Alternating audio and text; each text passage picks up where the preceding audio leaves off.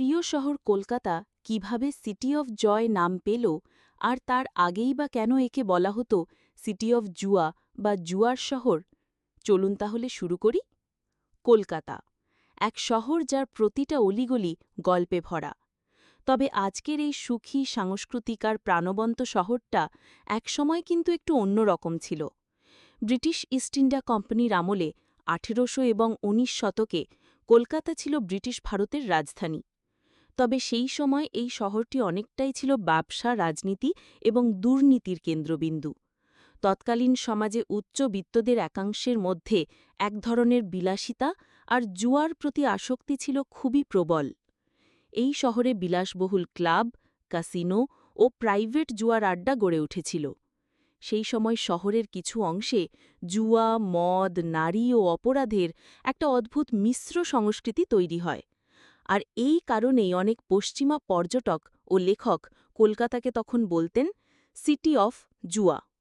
তারা মনে করতেন এই শহর যেন আনন্দ নয়, বরং আসক্তির শহর, জুয়া, ক্ষমতা আর ভোগের শহর।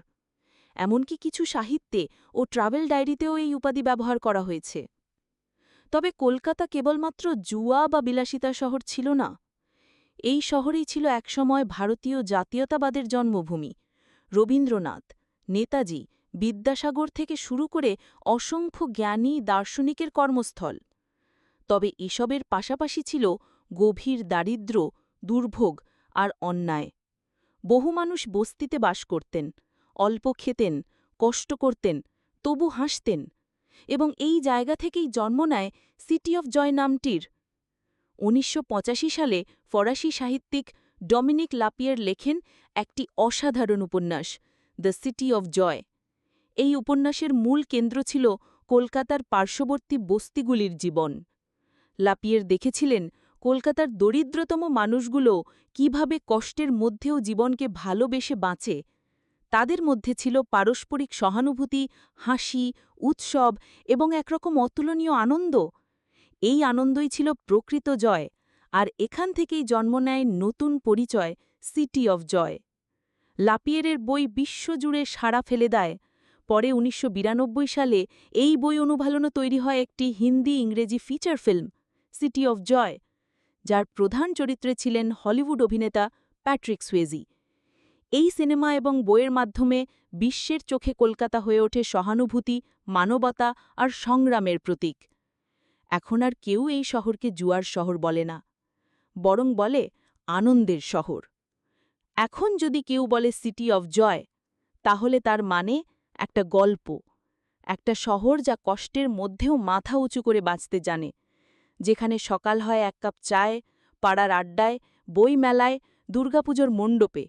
এটা এমন এক শহর যেখানে মন খারাপ করেও কেউ রাস্তার পাশের ফুচকা খেয়ে হেসে ওঠে।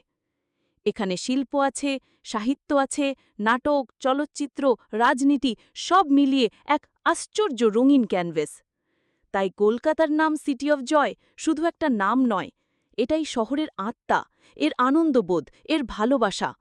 আর অতীতের যে দাগ, সিটি অফ জুয়া, তা আমাদের ইতিহাস, যা আমরা পেছনে ফেলে এগিয়ে গেছি। আসুন আমরা সবাই গর্ব করি এই শহরের ওপর। আপনি যদি সত্যিই কলকাতাকে ভালোবাসেন, তাহলে তার আনন্দ, তার বেদনা সবকিছুই অনুভব করবেন। সেটাই তো সিটি অফ জয়ের আসল মানে, তাই না? এই গল্প ভালো লাগলে একটা লাইক দিন, বন্ধুদের সঙ্গে শেয়ার করুন, আর মন্তব্যে জানান আপনার চোখে কেমন কলকাতা। ধন্যবাদ সবাইকে। দেখা হবে আবার অন্য কোনো গল্প নিয়ে।